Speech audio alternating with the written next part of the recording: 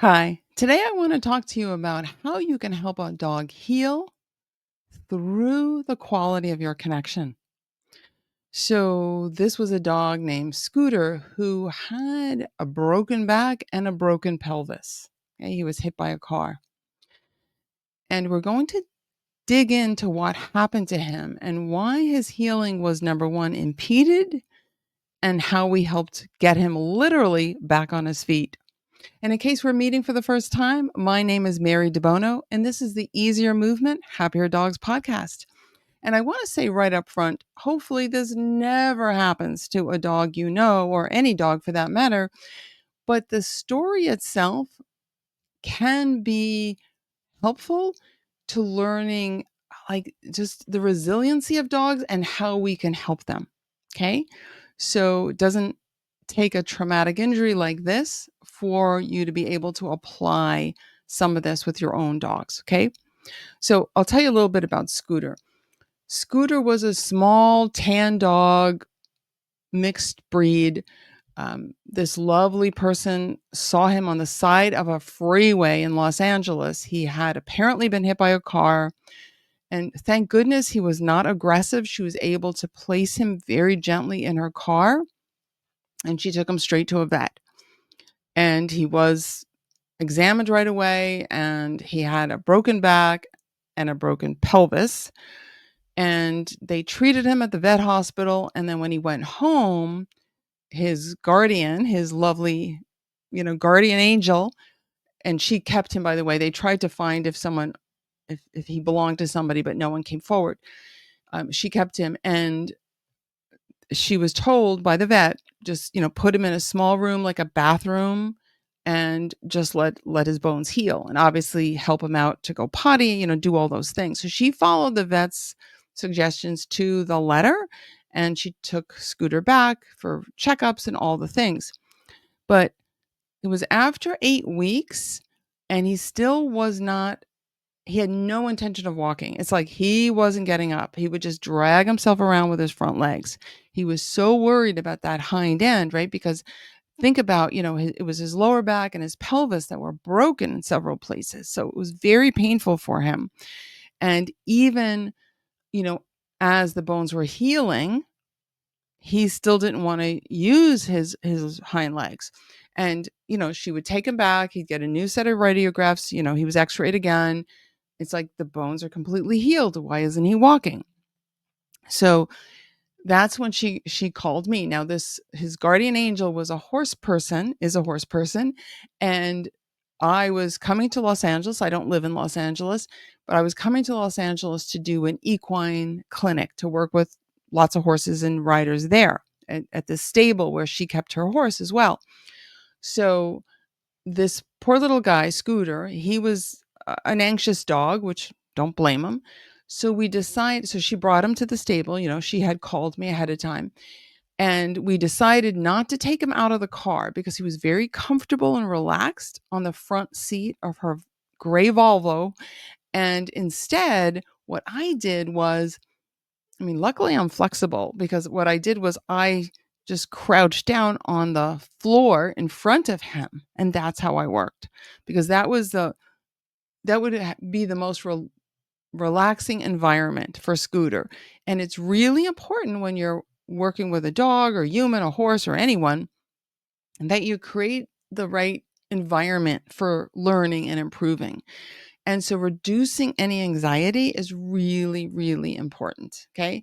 Your brain isn't going to learn useful things generally when you're in that highly anxious state.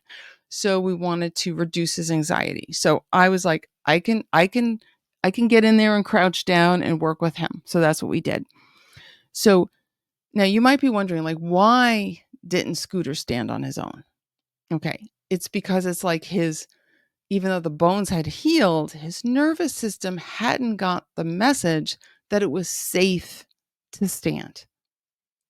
So my job was, how can I, with my hands, through this quality of connection, number one, create a safe environment for him so his brain, his nervous system could actually listen to what my hands were saying.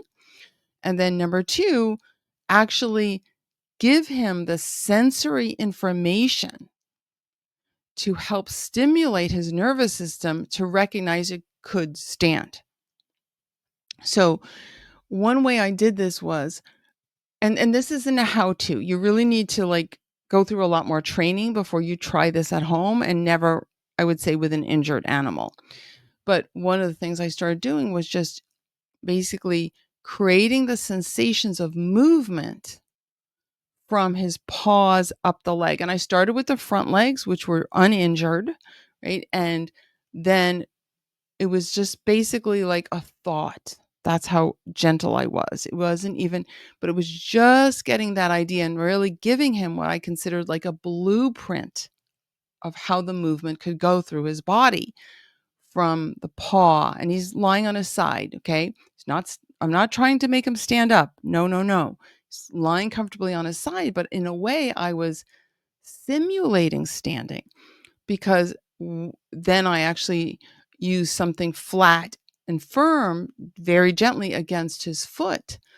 It's what we call artificial floor or false floor. And what happens when the brain recognizes that something flat and firm is against the foot, kind of like organizes for standing. It starts to kind of fire those neural pathways as if it's coping with this idea of standing up. So you can improve, and I've talked about this in other podcasts. It's I talk about it in my book, Grow Young with Your Dog, which is right here. This idea of you can improve standing and walking while a dog is lying down. Okay. So, because again, we're connecting with the nervous system. So, I was giving him again a blueprint of how standing could feel good to him, that it did not feel painful or uncomfortable in any way. And that was really, really important, right? What we want to do is help his brain rewire now and like get the signal that, oh, those bones are healed and I can actually stand. Okay. So it's very, very important that we keep it feeling easy and, in fact, pleasurable. We want to associate standing and moving with ease and pleasure. That's what's going to allow his brain, not just allow, it's going to motivate his nervous system to want to recreate that in real life. Okay? So, um, you know, causing him even the slightest bit of discomfort or anxiety, anticipation of pain, would have backfired. So we kept it really easy, gentle. And what was so cool was later that day, after his guardian angel took him home, Scooter stood up and took some tentative steps.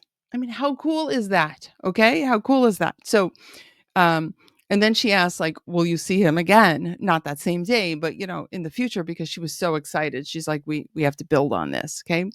And I did. I saw him again another day, and I basically just reinforced what we did in the first session. Okay.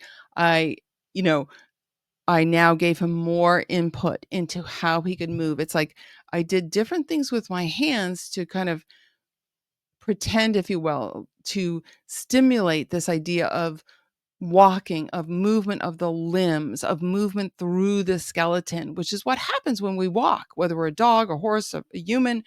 When we walk, right, we get pressure goes through our skeleton. So I was doing that, and I want to emphasize very, very, very gently as he was lying down. Okay. And he just was amazing. And over the next few weeks, he just got stronger and stronger and walked more and more. And he went on to just be a totally normal dog. So I will link to a picture of Scooter too, so you can see what he looks like. He's a cute dog. And it just shows you, like, when we can, when we learn how to use connection in this intentional way, right, we can help ourselves because it feels so good to us as well, but we can help our animals so, so very much. Okay. And I'll tell you another quick story. I may have talked about her on the podcast earlier. I know I certainly have a blog post about this dog, so I'll link to that. But this dog named Zoey, who she was 3 years old, she had to have hip surgery. She had a problem where the veterinary surgeon needed to actually cut off the head of the femur. Now she was a small dog. A lot of dogs get that surgery. Sometimes they get it on both hips for various reasons. Sometimes it could be a dislocation that wasn't treated right away, or it could be hip dysplasia. Sometimes they'll do that. It's like a, procedure some vets do. And what happens is the body forms scar tissue to create like a false joint. Okay. They call it an FHO surgery, femoral head osteotomy. So lots of dogs get this. And the smaller the dog, actually, the better the outcome generally. But I've seen German Shepherds do well with that surgery. So in Zoe's case, it was similar to Scooter in the fact that everything had healed, and his person, Natalie, who was a great therapist in her own right, physical therapist. She was doing everything. She was taking Zoe to rehab. They were doing swim therapy, all the things. But Zoe wouldn't use the leg on land. She'd use it in the pool, but not on land. And again, she did everything right, and the dog wasn't using it. Well, Natalie happened to come to one of my talks I was giving, and I talked about my book. She went out and got my book, and she did the connected breathing exercise in my book.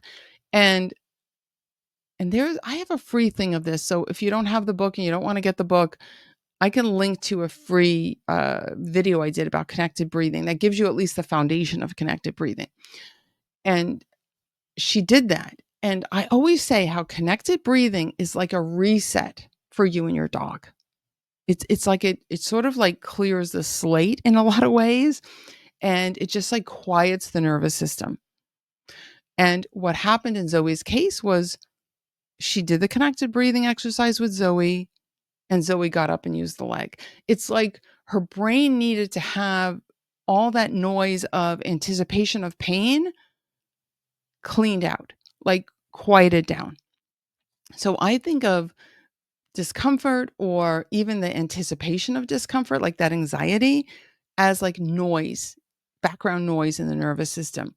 And connected breathing is something that it just can really, I've seen this over and over again so many times. It can help you just quiet the nervous system, both for yourself and for your dog. So in Zoe's case, again, it was a similar thing. There was no medical reason why she wasn't using the leg. It's like her brain hadn't gotten the message that it was safe to use the leg. And she did. And I have a video too that I think I link in the blog post to Zoe doing the zoomies, right? She was fine after that. And she just got stronger and stronger. She went on to live a long, happy life. She actually starred but she had a role in a music video that there might be a link to that somewhere too. I'm not sure if I have that or not, but I did see it. It was very cute. So she was very active, very happy. But again, it was like sometimes we, meaning us humans as well as our animal friends, sometimes just need those reminders, and we can do it through this quality of connection with, I like to say it's like a dance between your hands and your heart, right? You have this intention to help. And once you're trained and you know things, it's not like, like with Scooter, for example, I did very intentional things, right? I created that blueprint of movement so his brain could get it. But it also depended on the quality of my connection with him. So check out the connected breathing. It starts to at least lay the foundation for having that quality of connection with your dog. So I hope you found this helpful. Let me know if you have any questions. You could always email me, mary@marydebono.com. Thank you so much for listening, subscribing, and reviewing the podcast.